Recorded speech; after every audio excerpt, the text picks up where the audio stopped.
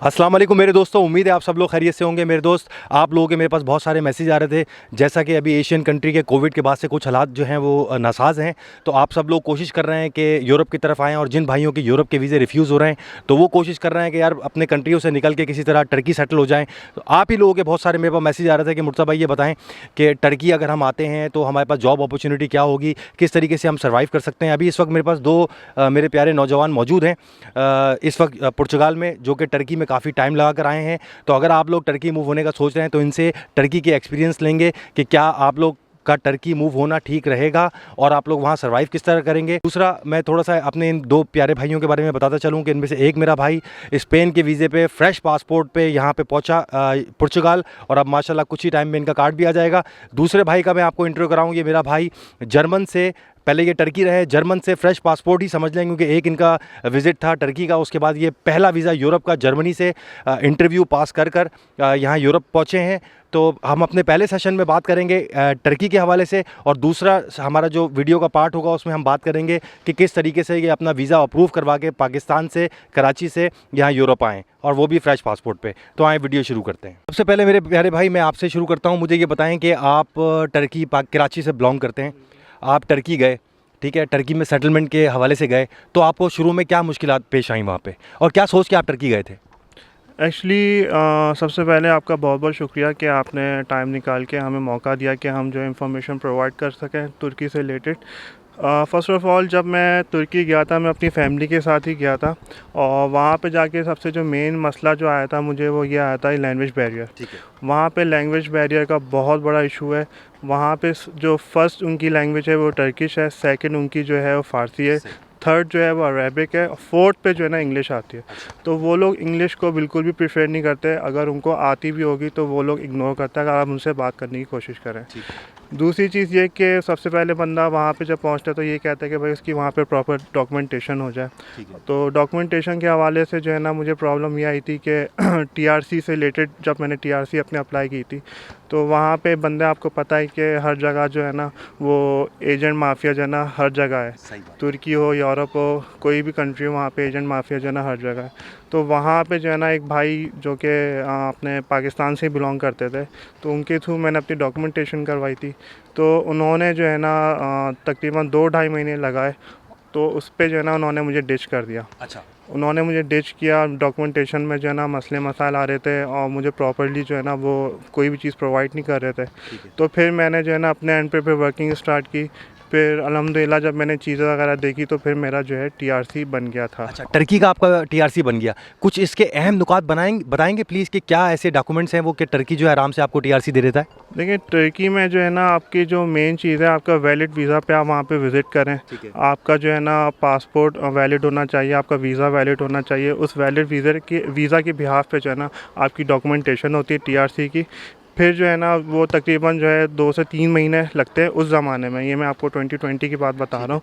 उस वक्त जो है ना 2 से 3 महीने के अंदर जो है ना आपकी टीआरसी कार्ड जो है ना बन के आ जाता था। अच्छा, ये मेरे प्यारे भाई मुझे बताइएगा कि क्या टर्की, जो हमारे पाकिस्तान बहुत सारे लोग, नौजवान नस्ल जो है वो टर्की की तरफ मूव कर रहे हैं, क्या ये उनका डिसीजन सही है टर्की जाना, सेटल होना? और मैं उस तबके की बात कर रहा हूँ जो कि स्ट्रगलिंग वाला तबका है, जिनके पास पैसे बड़े लिमिटेड हैं, और वो सोचते हैं कि हम टर्की जाके अपना कोई छोटा मोटा मजदूरी कर लेंगे, या छोटा मोटे कोई दुकान खोल के कोई काम सेट कर लेंगे। इस हवाले से मैं ये आपको बताऊंगा कि टर्की अगर लोग सेटल होने के हवाले से अगर 2020 में जाते हैं ना तो उस वक्त सिलसिला कुछ और था, मगर अभी जो सिचुएशन है वो बहुत ज़्यादा जो है ना वर्स हुई है, क्योंकि टर्किश गवर्नमेंट में वहाँ पे इतने ज़्यादा लोग इलीगल आ गए थे और वहाँ पे जिस तरह की वो एक्टिविटीज़ कर रहे थे। तो अभी रिसेंटली जो है ना मुझे पता चला है, और मैंने जो है ना डॉक्यूमेंटेशन जो है ना पढ़ी, एक आर्टिकल पढ़ा था जिसमें पता चला कि 600 लोगों को जो कि पाकिस्तान से बिलोंग करते, उनको उन्होंने फ़िल्टर करके निकाल दिया तुर्की से।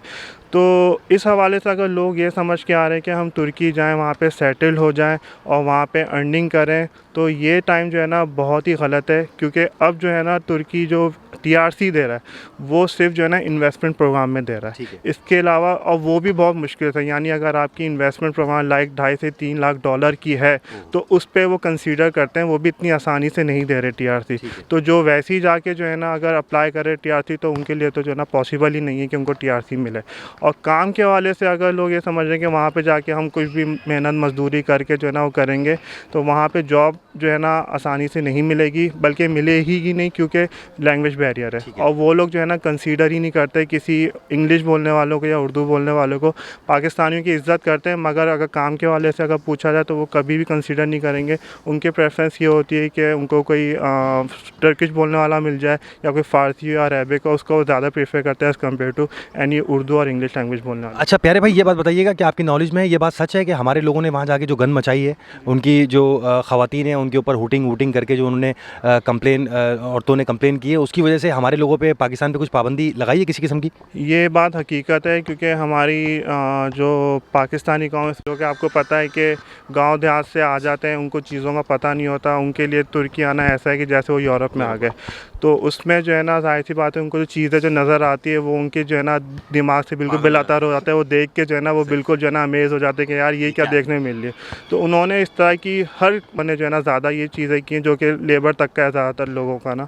तो उन्होंने ये वाली चीज़ें बहुत की हैं, जिसकी वजह से जो है ना हमारी बदनामी बहुत हुई है पाकिस्तानी भाइयों की, जो भी वहाँ पे फैमिलीज़ आई हैं।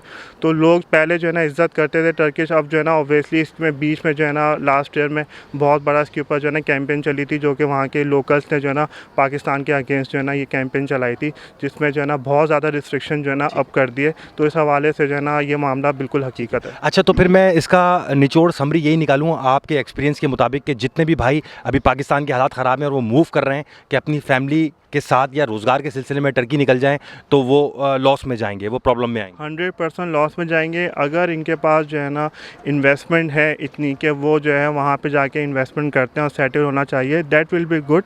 अदरवाइज़ जो है ना कोई भी ऐसी चीज़ नहीं जिसकी वजह से जो है ना वो वहाँ पे सेटल हो, ये सोच के कि वहाँ पे जाएंगे नौकरी करेंगे और सेटल होंगे, तो ऐसा कुछ भी सिलसिला नहीं है। अब मैं अपने दूसरे सेशन में आपसे ये पूछूंगा कि आप माशाल्लाह से जर्मनी का वीज़ा लगा के, पहला यूरोप का वीज़ा इंटरव्यू देकर ऑलमोस्ट फ्रेश पासपोर्ट पे एक टर्की का वीज़े के ऊपर आप यहाँ तक पहुँचे हैं और आपके पास टर्की का टीआरसी कार्ड भी था।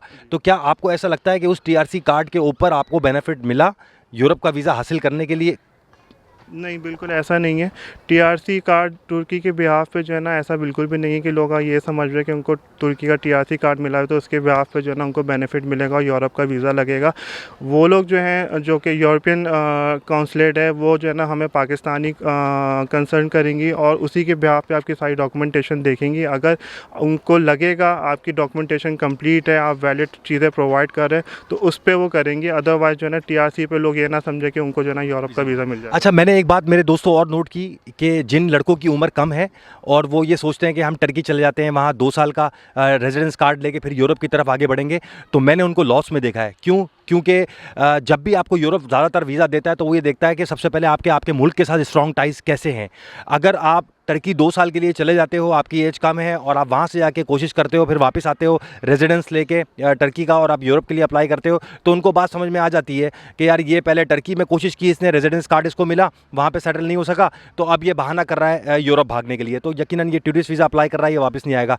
मैं अब आगे बढ़ूँगा, आपसे पूछूंगा कि आपने जर्मनी का जो वीज़ा फ़ाइल किया उसमें क्या डॉक्यूमेंटेशन की नॉर्मली और आपके इंटरव्यू में आपसे क्या सवाल किया, ये मैं अगली आपसे बात करता हूँ। अब मेरे प्यारे भाई, अस्सलाम वालेकुम भाई, कैसे हैं आप? अल्लाह का शुक्र है मुर्तज़ा भाई। ने भी टर्की में काफ़ी टाइम लगाया और बकौल आपके कि यार बहुत सारे लोग वहाँ टर्की इसलिए चले जाते हैं जो अनएजुकेटेड होते हैं कि यार हम वहाँ से यूरोप की तरफ आगे बढ़ सकेंगे डंकी लगा के, तो उनके बारे में मुझे थोड़ा सा बताएं कि उनकी क्या हालात होते हैं वहाँ पे जब वो डंकी के तवस्सुस से टर्की आते हैं लीगली और वहाँ आगे सोचते हैं कि हम यहाँ यूरोप इंटर हो जाएंगे। तो उनका आपने मुझे एक दफ़ा कुछ पस मंज़र बताया था, वो ज़रा प्लीज़ अब हमको बताएं। जी भाई मुर्तज़ा भाई, उनके बहुत बुरे हाल होते हैं वहाँ पर। मैंने काफ़ी लोगों को ऐसे भी देखा जो 7-7 साल से बैठे हुए हैं। उन्होंने 4 ट्राई की, 5 ट्राई की टर्की से यूरोप आने की, और किसी तरीके से पुलिस ने पकड़ लिया, उठा के फिर टर्की में फेंक दिया। तो वो सिर्फ इंतज़ार में बैठे हैं 7 साल 8-8 साल से कि अब हमारी ये वाली डंकी जो है ना ये सक्सेसफुल होगी। सही है। और उसमें जब वो पकड़े जाते हैं तो वो इतनी बुरी तरह उनको मारा जाता है ना, क्या पूछे नहीं, हड्डियाँ भी टूट जाती हैं।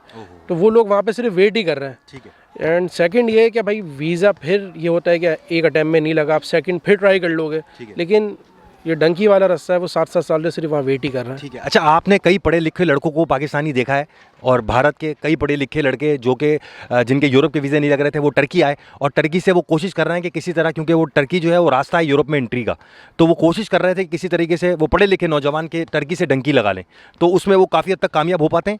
देखिए वहाँ दो तरह का तबका है। जो पढ़ा लिखा तबका है ना, जितनों को मैं जानता था, वो वापस पाकिस्तान चले गए। ओके। और उन्होंने बोला कि अब हम डॉक्यूमेंटेशन करके वीज़ा अप्लाई करते हैं लीगली यूरोप लीगली। अच्छा ठीक है। दूसरा जी क्योंकि इलीगल आने में ना, अगर आपको पुर्तगाल आना है जो कि इमिग्रेशन दे रहा है, तो आप तुर्की से जब डंकी का सफ़र शुरू करोगे ना, तो आपको फिर भी महीनों लगने हैं यहाँ पहुँचने में। एक कंट्री पे, सेकंड कंट्री पे, थर्ड कंट्री, और रास्ते में मारे भी खानी है। मारे भी खानी है और मर भी जाते हैं लोग कुछ। जी वलीद भाई ये बताइए आपका जो एक्सपीरियंस रहा टर्की में, क्योंकि आपका पहला वीज़ा टर्की का लगा था और आप दोनों माशाल्लाह वो हस्तियाँ हैं कि नॉर्मली फ्रेश पासपोर्ट पे पहले आपने टर्की लगाया, उसके बाद आप यहाँ आ गए, पुर्तगाल यूरोप का वीज़ा लेने में कामयाब हुए टर्की के बाद से। तो आपने क्या एक्सपीरियंस किया, उन पाकिस्तानियों को क्या बताएंगे जो कि अपने रोज़ी रोज़गार के लिए टर्की आना चाह रहे हैं? अपना भी एक्सपीरियंस थोड़ा शेयर कीजिए। देखिए जिस वक्त मैं था ना, मैं 2020 में वहाँ पहुँचा था और मैं 21 में वहाँ से निकल गया। सही है। उस वक्त टर्की के हालात डिफरेंट है। उस वक्त लिरा 24-25 पे था, अब 10-11 रुपये पे आ गया है। उस वक्त काम की नौइयत बहुत अलग थी, अब बहुत अलग हो गई है। पहले हम देशियों को लोग रख लेते थे, पाकिस्तानियों को, इंडियंस को। वो जो लास्ट ईयर हुआ है कि जो उन्होंने सोशल मीडिया पे हमारे पाकिस्तानियों ने किया है, उसके बाद इतना वो हमें पसंद नहीं कर रहे। पहले तो मिलते थे, मुझे पुलिस वालों ने 1-2 बार स्टार्टिंग में रोका ना, तो गार्डिश पाकिस्तानी, तो वो भाई कहते थे। अब वो चीज़ ख़त्म हो गई है, वो बिल्कुल ख़त्म हो गई है। आबी बोलते थे, आबी पाकिस्तानी आबी भाई। अच्छा, अब वो सिर्फ हमसे नफरत करते हैं। कोई एक ऐसा, अब मैं आगे अपने सेकंड पार्ट में आपसे ये पूछूंगा कि आपने फ्रेश पासपोर्ट पे ऑलमोस्ट जो है वो यूरोप का वीज़ा लिया कैसे? ठीक है, स्पेन से आप आए हैं, आप जर्मनी से आए हैं, तो अगले सेशन में ये पूछूंगा। इस वीडियो के अख्ताम में ये बता दें आप अपने एक्सपीरियंस से कि जो भी मेरे प्यारे भाई पाकिस्तान से शिफ्ट होना चाह रहे हैं, नौजवान लड़के टर्की की तरफ, उनको क्या मशवरा देंगे? भाई टर्की सिर्फ विज़िट की जगह है, वहाँ सेटलमेंट नहीं है उस वक्त तक जब तक आपके पास बहुत ज़्यादा पैसा ना हो। और जितना पैसा इन्होंने भाई ने बताया, बिल्कुल सही बताया, इतने लाखों डॉलर करने पड़ रहे हैं, तो इतने लाखों डॉलर में तो यूरोप भी दे रहा है। ठीक है, D7 है, D2 है, ये सब चीज़ें यहाँ भी हो रही हैं। तो टर्की के अंदर मेरे हिसाब से कोई बहुत अच्छा फ्यूचर नहीं है। ठीक है मेरे दोस्तों, अब मैं अपनी वीडियो का दूसरा पार्ट शुरू करने लगा हूँ। ये पार्ट आपको इस वीडियो के बाद मिलेगा इंशाल्लाह नेक्स्ट डे। तो इसमें मैं इस पार्ट में मैं इन लोगों से ये पूछूंगा कि इन लोगों ने, भाई ने जर्मनी का वीज़ा लिया, ऑलमोस्ट फ्रेश पासपोर्ट पे एक वीज़ा था इनका। मेरे प्यारे भाई ने बहुत कम उम्र, ये सिंगल भी हैं, अनमैरिड भी हैं, तो इनका वीज़ा लगना ज़्यादा मुश्किल था उस एप्लीकेशन पर, और ये इनकी उम्र भी कम है। तो किस तरीके से इन्होंने वीज़ा लिया स्पेन से ऑलमोस्ट फ्रेश पासपोर्ट पे, अब ये अगली वीडियो में आपको